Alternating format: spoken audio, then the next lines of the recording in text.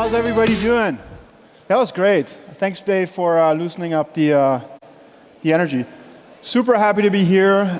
Vienna is an amazing city. That's an amazing venue. Great conference. Thanks, everybody, for being here. My name's David. I work for a company called Soundcloud, and I run community over there. And I want to talk to you today about community. I joined 5 years ago as the sixth employee, the second non-technical, non-product employee, and I'm going to take you on a little journey on how we got there, where we are today, and how community, what role it played doing that. All right, I want you to meet Iza. Iza is from Poland. She's 20 years old. She's a singer. She lives in a small town in Poland and has been struggling to be an artist, to be a singer, to find her voice and find her space in the world. And a year ago, an artist that you all know called Snoop Dogg started interacting with Iza on SoundCloud. He would put out tracks, and he would encourage the community to engage with his tracks and finish and collaborate with them. So Snoop Dogg flew over to Poland, recorded an album with her, documented everything in a movie, and presented the movie in South by last year. And that's just as an example to show you what SoundCloud is about. It's about big artists and small artists finding a place where they can collaborate, where they can feel safe and find each other, and create art. SoundCloud is about sound, it's about music, it's about audio, it's about connecting people around the social object sound, which is highly emotional, which connects us every day. It's grown to a community of 60 million users who reach 250 million people every single month. And just to give you an idea, there's roughly 12 hours of sound uploaded every single minute of the day. And so what this is, it becomes a huge environment, right? And that's what community is about. It's an environment. It's like this place. We all come here because we have a shared purpose, because we want to be together, because we want to learn, we want to interact, we want to stay motivated by the interactions we have. And so having this environment, being able to access an environment and feeling secure is what it is about. And that's what a community is. In its simplest terms, community means a group of people interacting with each other around a shared purpose. So it's very much like a playground when you think of it. What are you doing when you're building a community is you're building a playground, and you give people toys. You give them ways to interact with those toys. You invite them to come and play, and you ensure that everybody plays by the rules. And that if somebody doesn't play by the rules or doesn't know how to use the toys, you are there to help them. So what this means in our context is that we created a product that had community building baked into the product, right? An artist like Sarah Morgan, a singer-songwriter mom out of Brooklyn, was able to create a community around herself by using a technical product. She gave the product life. And she went from knowing 3 chords on a guitar to building a community of 10,000 people around herself from all around the world. And that's online, but offline, what is an environment that you want to create offline? It's an environment like this. It's a place where you invite people to come and interact with each other. That's what it's about. So once you have an environment, you have actors, right? You have people like you have users, you have members of the community accessing this environment and interacting with each other. So I want to talk about one actor in a company, and I was the actor in that context, SoundCloud, and that's the community manager. What is a community manager? Who is the answer? Somebody the answer? Can somebody say what a community manager is?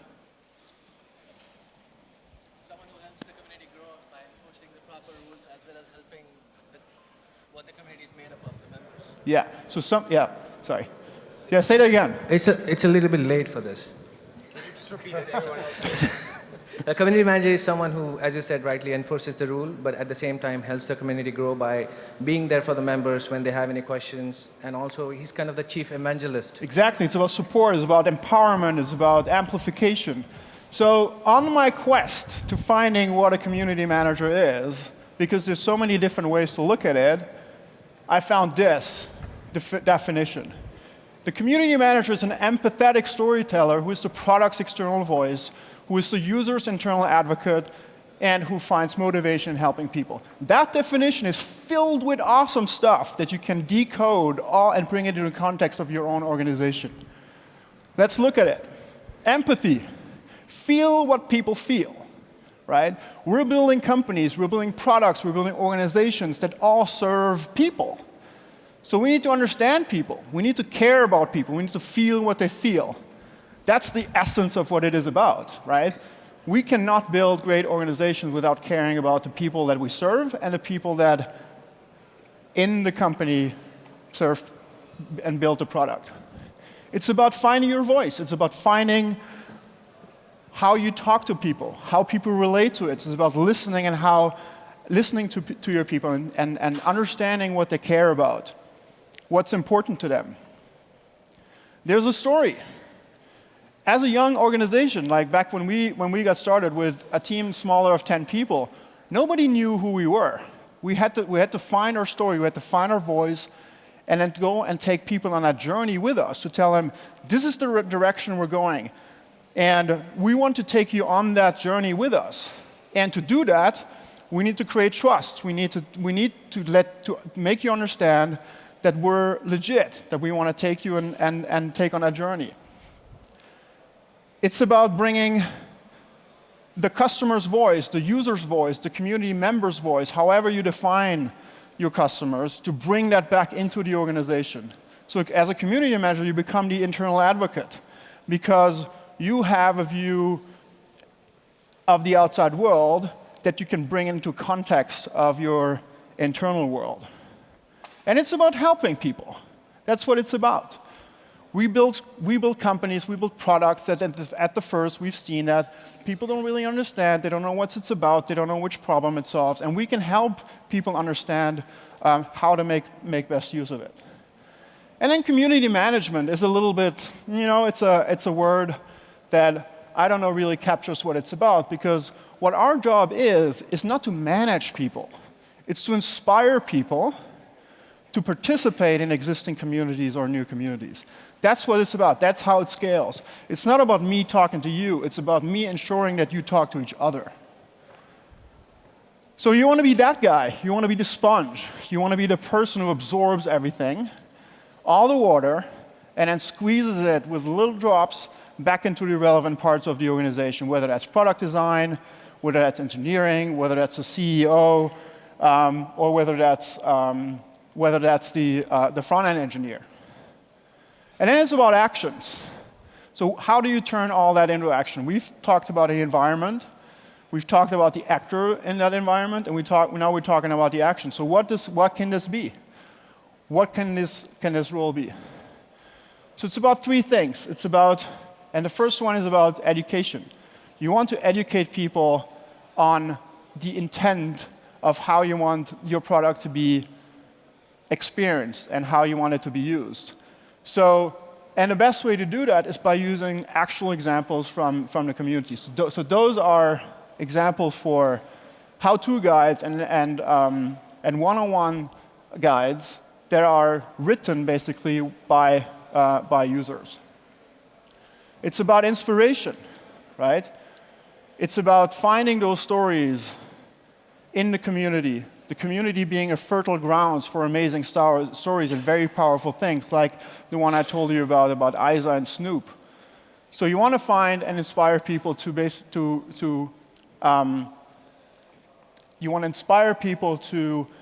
create their own stories within the community, and you want to be the one who then can go and harvest and tell those stories. And it's about activation. So in the same way you would bring people together during a meetup in an environment that is offline, you try to find ways on how you can create modules around which people can connect and find each other. It's all about finding how you can make this in a scalable way, right? So if I post a tweet via the SoundCloud account, am I doing community? In a way, it depends on the tweet, right? If it's something that is just an information that I put out there in the world, then to me it's not community. If it's something that has people unite around that object and interact around it because they care about it, then that's when I can do community and when I can do it at scale. So thanks for that. I want to make this a really interactive part, so that's why I'm standing here. And I would love to hear from you how you think about community, how we can make this an interaction that benefits each and everyone in the room when they think about community. So, who has a question? Or yes, who has we have the possibility of asking questions the analog, old-school way, or you can use Slido, which is displaying already there, to ask and vote up questions that has been asked. 1, 2. So please say your name and your company. Hi, I'm Paul from Splots. I guess you have a way of giving feedback via SoundCloud. How do you deal with all that mass of feedback, I guess, which you eventually take, and how do you sort it out? Yeah, good question. So it's how to deal with the amount of feedback. So it's about recognizing what is the important and what is the relevant feedback, right? So one story that we had, for probably around a year, we had users giving us feedback about a very particular thing. And they said, I can't believe you're not offering this, like let us do that. And it was the ability to reorder tracks on your profile. And we were like, well, that's not the way it works. You can't reorder tweets on Twitter, so it doesn't really work. So it was about recognizing what are people actually saying, what is the pain point people have, and it's about understanding that one. And it's not about who's the loudest and it's around that one day, who's the loudest that particular day. It's about understanding over a longer period of time if it's a trend and understanding what the key pain point is. And what we did was to design a solution around that pain point that was not what people asked for, but still got the problem solved. So what you want to do is aggregate that feedback over a longer period of time, understand really what the core issue is that's happening, and then find a creative solution to solving that. All right. Can you stand up? Thank you. Hello, I'm Nika from Infogram. And Infogram allows people to turn boring data in interesting and engaging, beautiful infographics. I'm community manager, and the main question from the last point you made, creating objects which kind of gathers and connects community around. Could you suggest, in our case, or maybe share your cases, what were the objects who connected the community in case of SoundCloud? Yeah. So for us, it was about what is this? How to create these objects that we connect people around. In our context, it was fairly easy. It's the way we designed the product. So sound in the past was very passive, right? It was a play button, and then you don't care about how it looks. You just listen to it. We want to make it visual. We wanted to make it a place that people could go in and interact with each other, right? So for us, the sound became this social object, and the way it was designed was because of the time commons, the artist was able to interact directly with his or her audience, right? So it became a place, a scalable way on how that social object turned into a mini community around that person. And the cool thing is that it wasn't just happening on our side, it was traveling across the web. So it touched suddenly many more people than on SoundCloud. So the way we solved it is by baking it to the product, by making it part of the product, right? So to offer a place for communities to flourish in context of your product. Hi. Dave, there was a question over there. Oh, hey. Hi, I'm Danny from Gozi. Hey, Danny.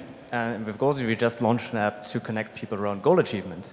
But around what? Goal achievement, common Okay. goals. Yeah. So my question is, how do you get started? How do you build the first 50,000? Yes, good question. I love that one. So the way we did it was to go and talk directly to people. It sounds very stupid, but we went out and said, we have a rickety office in Berlin and an old post office that has a rooftop terrace. Let's bring people together. Let's bring them into our space.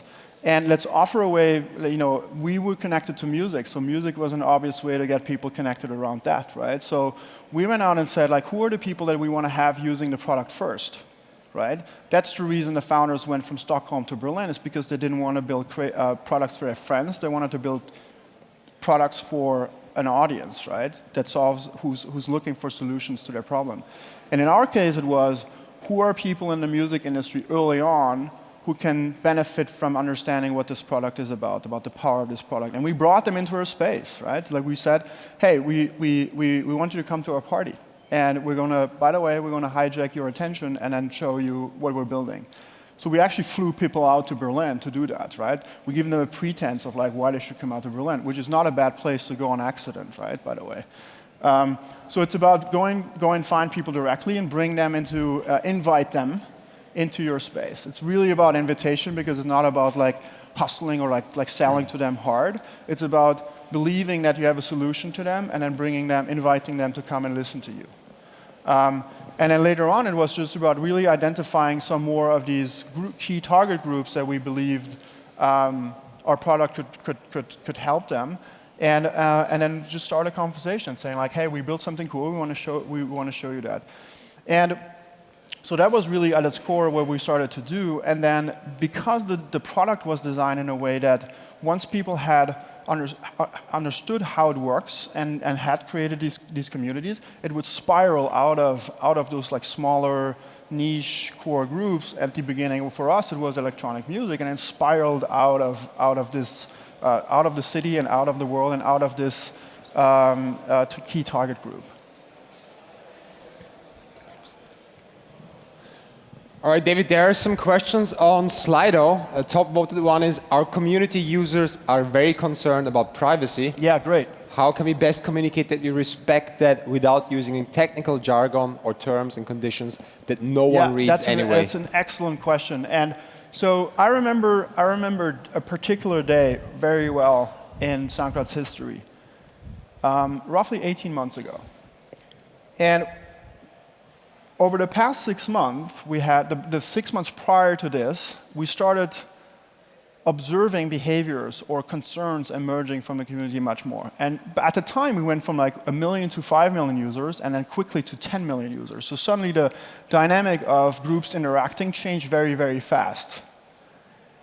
And we were able to crystallize those behaviors into 3 stories that we told to the company during an all-hands meeting on a Friday. And because we used the power of the storytelling, the power of the person, empathy, storytelling, voice, because we brought all that back into the company, we were able to get the company to understand that there's suddenly something happening that we should address. And the result of this was the creation of a team that we call Trust and Safety Team. And what they do is observing emerging behaviors that are spammy, abusive, fraud, harassment, privacy, impersonation, all these like weird things that are happening when people interact on the web, and understanding how we can prevent it before they actually happen. So our trust and safety and our rights and privacy team is really, really focused on understanding, we'll be really close to the concerns users have, but then also find a way to create technical tools to make it scalable to address these concerns and to explain people what the rules are, right? So when we talked about the playground and the rules, if we enter a playground with our kids, there's a list of 10 rules that are very simple to understand, that are very clear. So Tumblr actually made a really good exercise of humanizing their terms of service. I really encourage you to go and find them, because they found a way to extract the key components of terms of service and translate them, make them actually readable to humans and actually understandable to humans. It's a key thing to. It's all, part of education is to tell people if they have done something wrong, or if they're concerned about their privacy, to tell it to them in simple words. And for that, we as community people need to understand what those are in simple terms.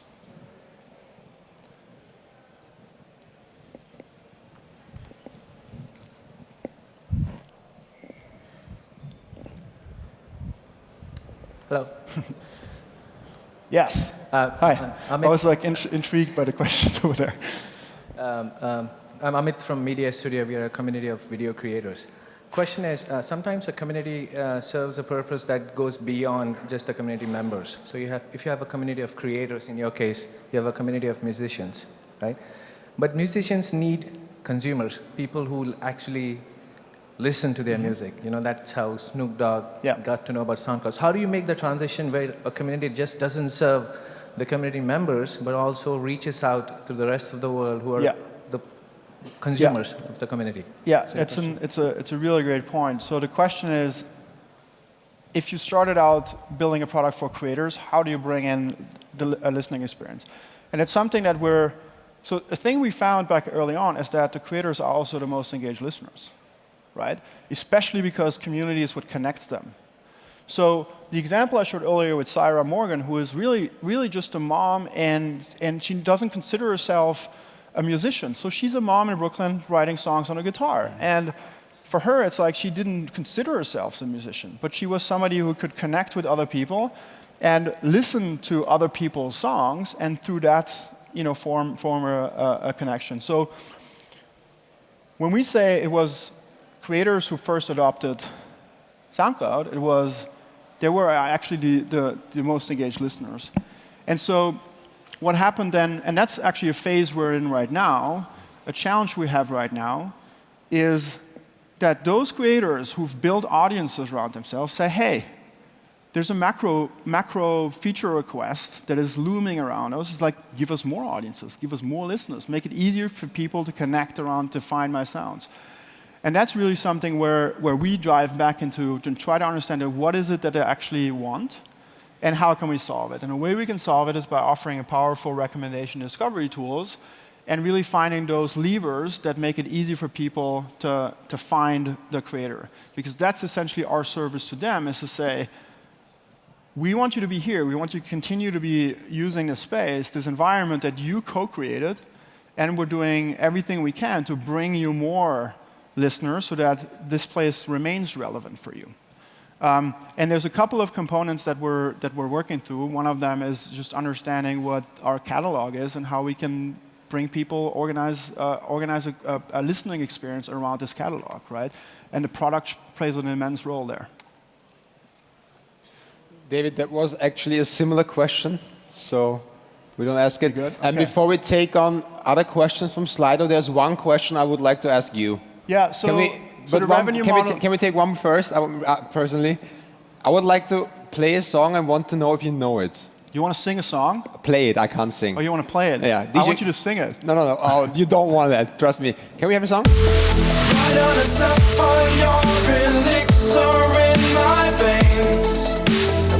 Sorry. All right, I researched, and I have to admit it was difficult to figure out which songs on SoundCloud are the ones that were listened most. But with all of my search attempts, that was the one that turned out to be the most listened song. Your most listened to? No. The most listened to, but I'm not sure if it's correct because there's no single way of easily finding out. It changes every day. Well, but there has to be an all-time, no? Like, I couldn't find it, so that was the song I could get closest to after like 5 Google search attempts, that this is the most listened song. But I'll give you the community manager answer to that. Please. I cannot single out a special user. It's all about the community. All right. Taking on questions, there's one voted very high. Do you use any web tools or third-party systems to manage the SoundCloud community? Yeah. So the way we look at it is that we consider the engaged share of users on SoundCloud the community, right? So that's where it happens, right? It's these millions of creators, these millions of listeners who connect around sound. That's our community. So when we think of external communities like Get Satisfaction or like support tools where people are, it's about, or forums or Facebook groups, or there's a bunch of different tools out there. That's not these are tangential communities to us. When we think of communities, really what happens on SoundCloud, how do people interact with it? So the answer to that question is no, we don't use that many third-party tools. What we used in the past is what I mentioned earlier, is Get Satisfaction is a place for us to do scalable support. Early on we were able to funnel requests and feedback and bug reports through a community-based product like Get Satisfaction, and have people actually have other users help users. So we created an environment that was all around help and support, and people started helping each other, which made it for us much easier to do, because at the time we only had 1 or 2 people on the team dealing with that. So that is now something we don't use in that form anymore, because it doesn't apply into our context anymore. But that was certainly one that early on in the first year or so was super helpful.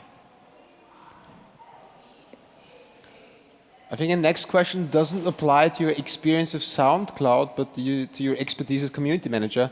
How to build a B2B community? Mm-hmm. How would you start? Well, that's a good question. The answer, I don't know. Because I've never done it. I've never built one. And I think it's about,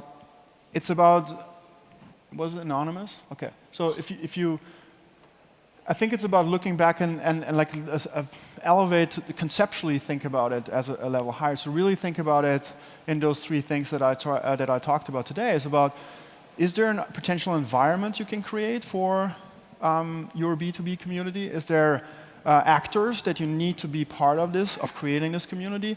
And what are the actions that you need to decide on and bring, like, in your context to make this happen? So I think I wouldn't help if I would say, look, these are the 10 things you need to do on a very concrete level. It's about you understanding or you defining, first of all, is why do you think you have to create a community, right? Is it actually necessary to create one in your context? And if so, are you prepared to really make the investment in terms of thinking it through conceptually and then go and implement it?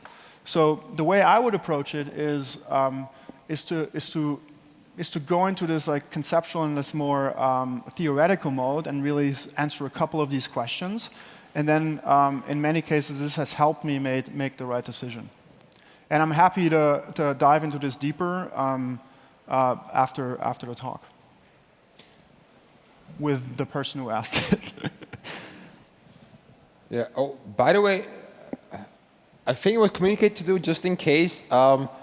You're supposed to be like in the bar behind it for 20, 30 minutes afterwards. Bar sounds good, yeah. For like, usually speakers are available to meet and talk to in person after the sessions at the bar, which is right behind us. You just go around the corner. So I hope you're going to be there. I'm sure there are going to be a lot of I will, questions. yeah. Great. Come back. Hi, my name is Fyodor. I'm doing UX consulting for a startup accelerator in Paris.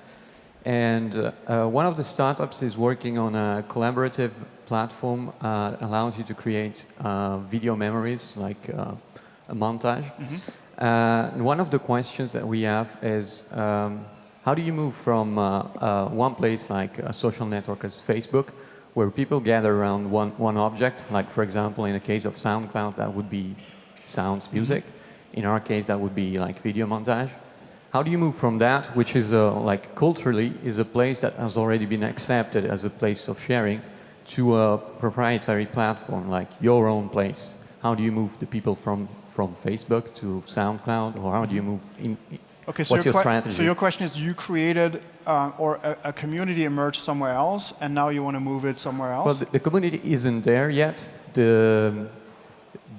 The infrastructure to create these objects, like in the case of SoundCloud, that would be the infrastructure to create and post musical objects. In our case, that would be more like video objects. Right. So we have the infrastructure, we have the technology to do it, but the choice now is, should we focus on putting those objects in a cultural environment that's already developed and already has a set of rules that everybody knows, or should we develop more on the on our own side, or should we go hand in hand on the two sides? So I think it's about defining, like, it's about, in your case, the answer could be that you don't have to do anything, right? It's like you can continue nurturing it where it already exists, where it already defined its set of rules, and just make the investment on having it work there, and then see how can you translate the value back into your context, right? Back into where you want to do it, or do you need to move the entire community, which is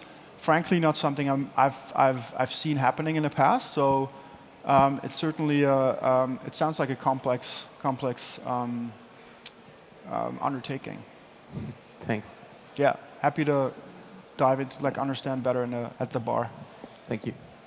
Dave, the current top question is SoundCloud future. You have the community. What comes next? Yeah. So it touches back to the question earlier: is how do you connect more listeners with creators? And it's all about right now. We do a lot of work on the product side to help achieve that, to bring listeners closer to the product. In terms of community, it's about understanding what are the themes, the key themes that we've seen emerge in our community, and how can we amplify those more, right? So one of them is collaboration. How do people collaborate across globally using the product, right? How can we amplify this even more? Through those collaboration, are there things that we learned that we can bake into our product or into our marketing or communications? Are there stories that need to be told, or are there more stories like Isa and Snoop that are native to what SoundCloud is, and how can we go and tell them to the world to inspire more things, more similar things to happen? So it's about ensuring, on a higher level, it's about trying to ensure that the environment that the community has created, because it's really not us who have managed or created this. We offered this playground, right? And we invited people to come and collaborate. And it's a very positive place. It has remained a very positive place, growing over millions of users. And I think there's a sense of ownership now from the community to say, like, we created this. We defined our own set of rules, and we have something to lose, right? So let's not lose it. So let's just respect what we created and move it on. And we can sit on the sidelines and ensure that these things happen by doing things like trust and safety and rights and privacy and support and empowerment of people. Okay, there's a question.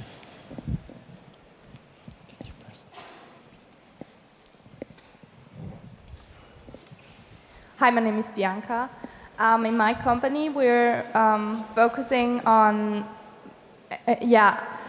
informing people through the community and giving them advices right now. But in the long run, we also want to sell products through the community or share products with them. So do you have any advice or experience with selling products through the community?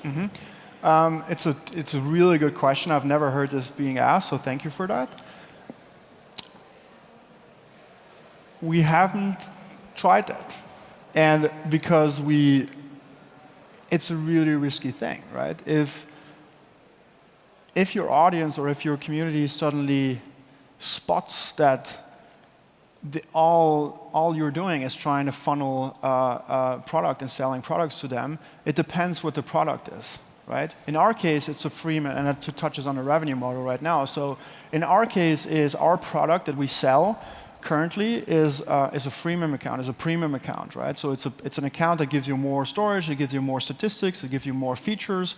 So you use it for free as a basic module, and then once you've found value in using the product, you say like, hey, I see so much value in it that I'm prepared to put down €29 per year, right? So in our case is that the product is part of, like, the product we sell is part of the community and is offering a direct value. So if you bring in another product, it's about what is the product? Is it adding value, or is it just extracting value from the community, right? So that's something to think about, is that when you have a network or you have a community, the participants in that network, the ones who are most successful to see most value is by adding value to it rather than extracting it, right? And that needs to be in balance. If it's in balance, people will go and say like, hey, I'm in this place and all that's happening is just extracting value from me. And then you'll leave the door, right? So it's something to think about. It's like, is the product adding value to a majority of people, or do you run the risk that people just run out the door? Us? We're not selling music on Beatport, no.